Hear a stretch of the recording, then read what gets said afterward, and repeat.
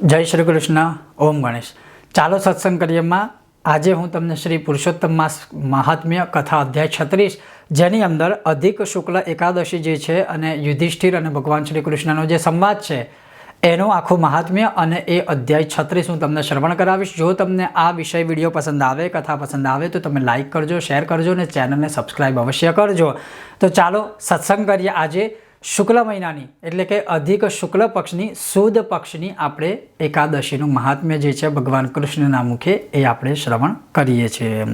युधिष्ठिर बोल्या कि हे कृष्ण, पुरुषोत्तम मासनी एकादशी कई छे, तेनुं नाम शुं छे अने एनी विधि कई छे ए मने कहो। श्री कृष्ण बोल्या कि मारा पुरुषोत्तम मासनी जे सुदनी पवित्र एकादशी छे तेनुं नाम पद्मिनी छे। ते दिवसे काळजीथी उपवास कर्यो होय तो ते वैकुंठ धाममां लई जाय छे। मारा पुरुषोत्तम मासमां जे एकादशी आवे छे ते महापवित्र अने पापनो नाश करनारी कहे छे। तेनुं फळ कहेवाने ब्रह्मा पण समर्थ पामी शकता नथी। पद्मिनी एकादशीનું उत्तम व्रत ब्रह्माए नारदजीને પહેલાં કહ્યું હતું। તે વ્રત પાપોના ઢગલાઓનો નાશ કરનાર તથા ભોગ અને મોક્ષરૂપ ફળ આપનાર છે।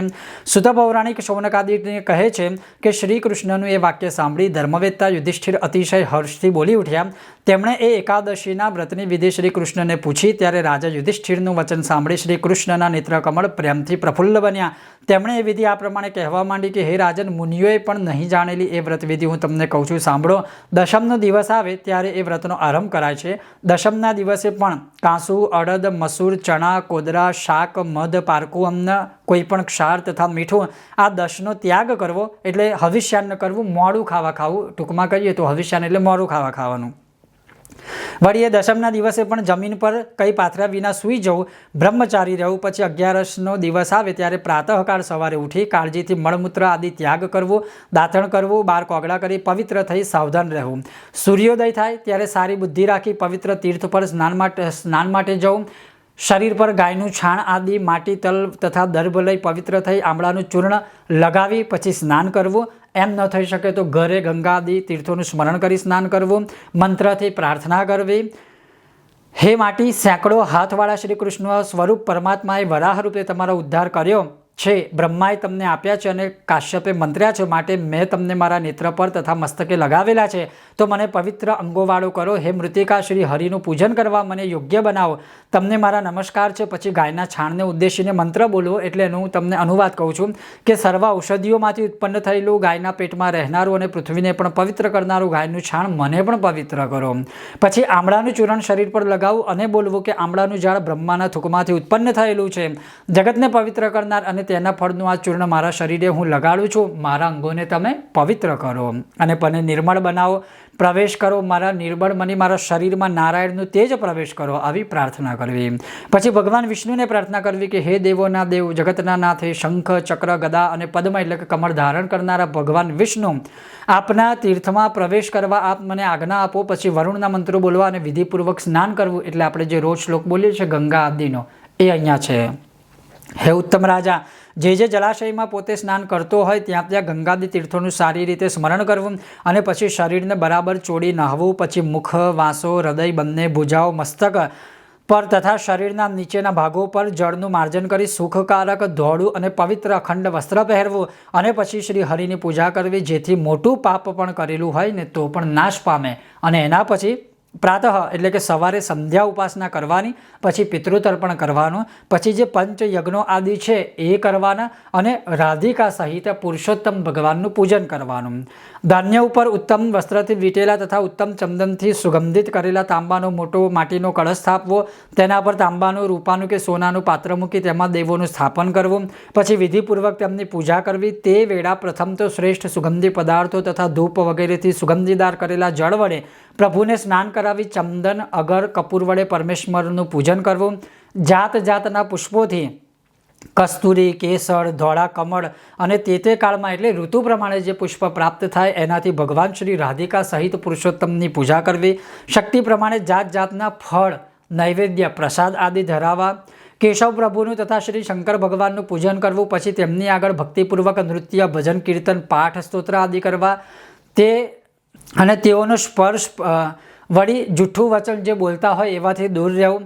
કપટી માણસોથી જ્યારે આ એકાદશી વ્રત કરીએ ત્યારે દૂર રહેવું, કોઈ અપવિત્ર હોય એનાથી દૂર રહેવું, પણ સત્યથી પવિત્ર વચન એ દિવસે આપણે બોલવું, રજસ્વલા સ્ત્રીને અડકવું નહીં અને બ્રાહ્મણ કે ગુરુ, સાધુ, સંત, માતા પિતાની નિંદા કરવી નહીં, પરંતુ ભક્તોની સાથે રહી શ્રી વિષ્ણુ પુરાણ સાંભળવું, પુરુષોત્તમ માસના શુક્લ પક્ષની એકાદશી નિર્જળા આપણે કરવી હોય તો નિર્જળા પણ કરી શકાય, જળપાન કરીને કે દૂધ પીને કરવી હોય તો એ રીતે પણ કરી શકાય, પણ જ્યાં સુધી બને ત્યાં સુધી અમુક જગ્યાએ એવું પ્રમાણ છે કે સાવ નિર્જળા કે સાવ દૂધ કે આવું લિક્વિડ ઉપર નહીં કરવાની, પણ ફળાદી આદિ સાથે તમે ચાહો તો કરી શકો છો, અને એક સમય અન્ન એક સમય ફળાહાર સાથે પણ કરી શકો છો. પછી આખી રાત્રે જાગરણ કરી જો પ્રહર પ્રમાણે આપણે પૂજા કરવી હોય તો ભગવાન એવું કહે છે કે પહેલા પ્રહરે નાળિયેરનો ઉત્તમ અર્ધ ભાગ પૂજામાં હોવું જોઈએ, બીજા પ્રહરમાં શ્રીફળ, બીલા, ત્રીજા પ્રહરે બીજોરા અને ચોથા પ્રહરે સોપારીઓ અને નારંગીઓ વડે ખાસ સ્પેશિયલ પૂજા ભગવાનની કરવી જોઈએ એવું ભગવાન કહે છે 11માં.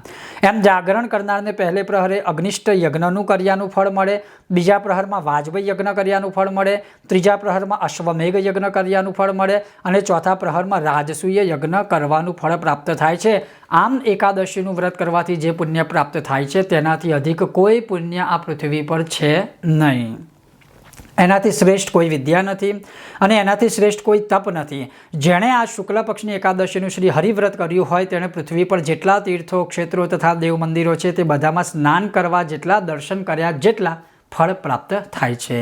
એમ સૂર્યોદય સુધી જાગરણ કરવું અને પછી સૂર્યનો ઉદય થાય ત્યારે પવિત્ર તીર્થમાં સ્નાન કરવું, નાહી ઘેર આવીને ભાવથી પરમેશ્વરની પૂજા કરવી અને પછી પૂર્વે કહેલા વિધિ પ્રમાણે ઉત્તમ બ્રાહ્મણોને જમાડવા, પછી કળશ વગેરેનું તથા શ્રી ભગવાનની પ્રતિમાનું વિધિ પ્રમાણે પૂજન કરી એ સર્વ બ્રાહ્મણને આપી દેવું. જે મનુષ્ય એ પ્રકારે એકાદશીનું વ્રત કરે છે તેનું એ વ્રત ભોગ તથા મોક્ષ આપનારું થઈ સફળ થાય છે. હે નિર્દોષ રાજા, તમે મને જે પૂછ્યું હતું આ સર્વ પુરુષોત્તમ માસની સુદ 11ની વિધિ મેં તમને કહી. હે રાજપુત્ર, જે માણસ પદ્મિની એકાદશીનું વ્રત પ્રેમયુક્ત થઈને કરે છે તેને સર્વ વ્રતો કર્યા ગણાય છે. પુરુષોત્તમ માસની કૃષ્ણ વદ એકાદશીની વ્રતની વિધિ પણ એવી જ છે. એટલે જે અંધારિયા પક્ષની એકાદશી હવે આવશે એની વિધિ તો એવી જ છે. કથા શું હશે હું તમને આગળ અવશ્ય શ્રવણ કરાવીશ. તે વદ 11 પरमा નામે કહેવાય છે અને તેને પણ સર્વ પાપનો નાશ કરનારી જાણવી. અહીં હવે એક સુંદર કથા હું તમને કહું છું કે પુલસ્ત્ય ઋષિએ નારદને એ કથા વિસ્તારથી કહી હતી. કૃતવીર્યના પુત્ર સહસ્ત્રાર્જુને રાવણને કેદખાનામાં નાખ્યો હતો. તે જોઈ રાવણના પિતા પુલસ્ત્યે રાજા સહસ્ત્રાર્જુનની પ્રાર્થના કરીને એ રાવણને છોડાવ્યો હતો. તે આશ્ચર્ય સાંભળી દિવ્ય દ્રષ્ટિવાળા નારદજીએ તે વેળા મુનિશ્રેષ્ઠ પુલસ્ત્યને ભક્તિથી આમ પૂછ્યું કે રાવણે ઇન્દ્ર સહિત બધા દેવોને બધું જીતી લીધું હતું, તે સહસ્ત્રાર્જુનથી કેવી રીતે હારી ગયો, કેવી રીતે સહસ્ત્રાર્જુન જીતી ગયો? ત્યારે નારદનું એ વચન સાંભળી પુલસ્ત્ય મુનિ આ પ્રમાણે કહ્યું કે હે પુત્ર નારદ, કાર્તવીર્ય સહસ્ત્રાર્જુનનું વૃત્તાંત હું તને કહું છું, સાંભળ. હે બ્રાહ્મણ, પૂર્વે ત્રેતાયુગમાં માહિષ્મતી નગરીમાં ઘણો જ મોટો કૃતવીર્ય નામે રાજા હતો. એ હૈહય વંશી રાજાઓના કુળમાં જન્મ્યો હતો. એ રાજાને પ્રાણ સમાન પ્રિય 1000 સ્ત્રીઓ હતી, પરંતુ તેઓમાં રાજ્યની ધુરા ધારણ કરે એવો એક પણ છોકરો કે સંતાન ત્યાં ન હતો. તેણે દેવો, પિતૃઓ, સિદ્ધો તથા ઘણા મોટા મહાત્મા પુરુષોને પૂજ્યા અને તેઓના કહેવા પ્રમાણે વ્રતો પણ કર્યા, છતાં તેને પુત્રની પ્રાપ્તિ થઈ જ નહીં. તેથી જેમ ભૂખ્યા માણસને ભોગ વૈભવ સુખદાયી થતા નથી તેમ તે રાજાને પુત્ર વિનાનું રાજ્ય સુખદાયી લાગતું હતું જ નહીં. બધું જ હતું પણ સંતાન નહોતું, પુત્ર ન હતો. તપથી જ મનથી ઈચ્છિત સિદ્ધિ સદા થાય છે એમ વિચારી કરી સારા મંત્રીને તે વાત જણાવી. ઘર તથા રાજ્ય એ મંત્રીને સોંપીને એ રાજા પત્ની સાથે વલકલ વસ્ત્રો અને જટા ધારણ કરી વનમાં જવા તે તૈયાર થયો. એમ રાજાને વન જવા નીકળેલો જોઈ તેની પદ્મિની નામની તેની ઉત્તમ પટરાણી જે હતી, જે ઇક્ષ્વાકુ વંશના કુળમાં જન્મેલી હરિશ્ચંદ્રની પુત્રી અને પતિવ્રતા હતી, તેણે પણ વસ્ત્રાલંકાર છોડી દઈ એકલું વલકલ વસ્ત્ર જ પહેરી લીધું અને તપ કરવા તૈયાર થયેલા પતિને જોઈ તેની સાથે ગંધમાદન પર્વત તરફ પ્રયાણ કર્યું. ત્યાં જઈ એ રાજાએ 10,000 વર્ષ સુધી તપશ્ચર્યા કરી અને ગદાધારી દેવ વિષ્ણુ ભગવાનનું ધ્યાન કર્યું. છતાં રાજ્ય સાચવે તેના પુત્રનો લાભ તેને ન જ થયો. પછી સ્ત્રીઓમાં ઉત્તમ તેની રાણીએ પોતાના પતિને કેવળ હાડકા અને રગો રૂપ એટલે કે બહુ ઉપવાસ કરવાથી શરીર સુકાઈને જે રગો દેખાય છે તેની વાત કહી છે. મારા પતિ ઘોર તપ કરી રહ્યા છે અને તેમ કરતાં 10,000 વર્ષ તો વીતી પણ ગયા, છતાં કષ્ટનો નાશ કરનાર કેશર ભગવાન હજી સુધી પ્રસન્ન કેમ ન થયા? તો હે ભાગ્યશાળી, તમે કોઈ સાચું વ્રત મને કહો જે દ્વારા ભક્તિ કરવાથી ભગવાન મારા પર પ્રસન્ન થાય અને અતિ મહાન ચક્રવર્તી પુત્ર મને પ્રાપ્ત થાય, આવું એ રાણીએ સતી અનસૂયા માતાજીને પૂછ્યું હતું. એ રાણી કે જે પોતાનો પતિ તપની દીક્ષા લઈ વનમાં આવ્યો ત્યારે તેની પાછળ પોતે પણ વનમાં આવી હતી, તેનું એ વચન સાંભળી પતિવ્રત પરાયણ સતી અનસૂયાજી ઘણા ખુશી થયા. તેમણે કમળ જેવા નેત્રવાળી રાણી પદ્મિનીને એ વેળા આ પ્રમાણે કહ્યું કે હે સુંદર ભ્રુકુટીવાળી, 3 વર્ષે 30 દિવસો વધવાથી એક અધિક માસ પૂર્ણ થાય છે. એ મળમાસ 12 મહિનાઓમાં અતિ ઉત્તમ મનાયો છે, તેમાં તું સ્નાન કરજે. અને હે સુંદર મુખવાળી, તે મહિનામાં પદ્મિની તથા પरमा નામની 2 અગિયારસો આવે છે. તે દિવસે ઉપવાસ કરી જાગરણ સાથે તારે તેનું વ્રત કરવું, જેથી ભગવાન તરત પ્રસન્ન થશે અને તને પુત્ર આપનારા થશે. હે રાજા, એમ કહી પ્રસન્ન થયેલા કરદમપુત્રી અનસૂયાએ મેં પ્રથમ તમને જે વ્રતવિધિ કહી છે તે સર્વ વ્રતવિધિ એ રાણીને બરાબર કહી. એટલે પુત્ર પ્રાપ્તિને ઈચ્છતી તે સુંદર અંગવાળી રાણીએ સર્વ વ્રતવિધિ સાંભળ્યા પછી અનસૂયાના કહ્યા પ્રમાણે તે બધું કર્યું. પુરુષોત્તમ માસની 11ના દિવસે તેણે ઉપવાસ કર્યા, પાણી પણ ન પીધું અને રાત્રે ગીત તથા નૃત્ય સાથે જાગરણ કર્યું. એમ તેનું વ્રત પૂર્ણ થયું કે તરત જ કેશવ ભગવાન પોતે તેના પર પ્રસન્ન થયા. ગરુડ પર બેઠેલા ભગવાનને પ્રકટ થઈ તેને કહ્યું કે હે પવિત્ર સ્ત્રી, તું વરદાન માગ. જગતનું રક્ષણ કરનાર પરમેશ્વરનું તે વચન સાંભળી પદ્મિનીએ પ્રેમથી તેમની સ્તુતિ કરી અને પછી પવિત્ર હાસ્ય કરી તેણે ભગવાન આગળ માગ્યું કે મારા પતિને આપ મોટું વરદાન આપો. પદ્મિનીનું એ વચન સાંભળી શ્રી કૃષ્ણ ભગવાને પ્રસન્ન થઈ પ્રત્યુત્તર આપ્યો કે હે ભદ્રે, મને પ્રસન્ન કર્યો છે. આ પુરુષોત્તમ માસ મને જેવો પ્રીતિદાયક છે તેવો બીજો કોઈ પણ માસ નથી અને તેની એકાદશી પણ મને ઘણી જ ગમે છે તથા પ્રીતિ વધારનારી છે. એ સુંદર ભ્રુકટીવાળી પવિત્ર સ્ત્રી, એ એકાદશીમાં તે શાસ્ત્રોક્ત વિધિ પ્રમાણે ઉપવાસ કર્યા છે. તેથી હે સુંદર મુખવાળી, તે મને પ્રસન્ન કર્યો છે. હું તારા પતિને તેનું મનવાંછિત વરદાન આપું છું. એમ પદ્મિનીને કહી સર્વની પીડાનો નાશ કરનાર વિષ્ણુ ભગવાને રાજા કૃતવીર્યને કહ્યું કે હે રાજેન્દ્ર, તારા મનમાં જેની ઈચ્છા હોય તે વરદાન તું માગી લે. તારી પત્નીએ તારું કાર્ય સિદ્ધ કરવાની ઈચ્છાથી મને પ્રસન્ન કર્યો છે. વિષ્ણુ ભગવાનનું આ વચન સાંભળી મહારાજા કૃતવીર્ય ખુશ થયો. તેણે ભગવાન પાસે સર્વ લોકોને નમસ્કાર કરવા લાયક અને મોટી ભુજાઓવાળો પુત્ર માગ્યો અને તેણે કહ્યું કે હે મધુસૂદન, હે જગતના નાથ, આપ સિવાય બીજા દેવો, મનુષ્યો, નાગો, દૈત્યો, દાનવો કે રાક્ષસો જેને જીતી ન શકે એવો પુત્ર મને આપો. તથાસ્તુ કહી ભગવાન ત્યાંથી અદૃશ્ય થઈ ગયા. આવું વરદાન આપી વિષ્ણુ ભગવાન ત્યાં જ અદૃશ્ય થયા અને રાજા પણ પત્ની સાથે અતિ પ્રસન્ન મનવાળો થઈ હૃષ્ટપુષ્ટ થયો. પછી તે પોતાના સુંદર નગરમાં આવી પહોંચ્યો, જે નગરમાં સર્વ પુરુષો તથા સ્ત્રીઓના મનને આનંદ આપનારું હતું. સમય જતાં તેણે પદ્મિનીથી કાર્તવીર્ય સહસ્ત્રાર્જુન નામનો મહાબળવાન પુત્ર પ્રાપ્ત કર્યો. એના જેવો 3 લોકમાં કોઈ મનુષ્ય બળવાન નથી થયો. એકાદશીના વ્રતના પ્રભાવના કારણે સહસ્ત્રાર્જુને યુદ્ધમાં રાવણને હરાવ્યો હતો અને ચક્ર તથા ગદાને ધારણ કરતા શ્રી નારાયણ દેવ વિના બીજો કોઈ પણ 3 લોકમાં તેને જીતવા સમર્થ ન હતો. એ સહસ્ત્રાર્જુને રાવણને હરાવ્યો તેમાં તમારે આશ્ચર્ય પામવા જેવું નથી. કહેવાની આ કથાનો સાર એવો છે કે એકાદશીના વ્રતના કારણે જે પુત્ર પ્રાપ્ત કર્યો છે એના કારણે શક્તિશાળી હતો અને એથી એ સહસ્ત્રાર્જુનને રાવણ પણ હરાવી શક્યો નહોતો. એ માસની પદ્મિની એકાદશીના ઉપવાસથી પ્રસન્ન થઈ દેવાધિદેવ શ્રી વિષ્ણુ ભગવાને કૃતવીર્ય તથા પદ્મિનીને મહાબળવાન પુત્ર આપ્યો છે એમ નારદને કહી બ્રાહ્મણ પુલસ્ત્ય ઋષિ પ્રસન્ન ચિત્તે ત્યાંથી વિદાય થયા. શ્રી કૃષ્ણ બોલ્યા કે હે નિર્દોષ રાજા યુધિષ્ઠિર, તમે મને જે પૂછ્યું હતું તે આ પુરુષોત્તમ માસની સુદ 11ની સંપૂર્ણ વિધિ, ઉત્પત્તિ તથા મહાત્મ્ય તમને કહ્યું. જે મનુષ્યો એ એકાદશીનું વ્રત કરશે તેઓ શ્રી હરિના પદને પામશે અને હે રાજેન્દ્ર, તમે પણ એ જ પ્રમાણે તેમનું વ્રત કરો જેથી ઈચ્છિત કામના પામશો. શ્રી કૃષ્ણ ભગવાનનું તે વચન સાંભળી ધર્મરાજા યુધિષ્ઠિર અત્યંત હર્ષ પામ્યા. તેમણે આ ભાઈઓ સહિત એ એકાદશીનું વ્રત કર્યું. સુત પૌરાણિકે શૌનકાદિ ઋષિઓને કહ્યું કે હે બ્રાહ્મણ શૌનક, તમે પ્રથમ જે પૂછ્યું હતું ત્યાં સર્વ મેં તમને કહ્યું. હવે બીજું પરમ પવિત્ર તથા પુણ્યકારક શું સાંભળવા તમે ઈચ્છો છો?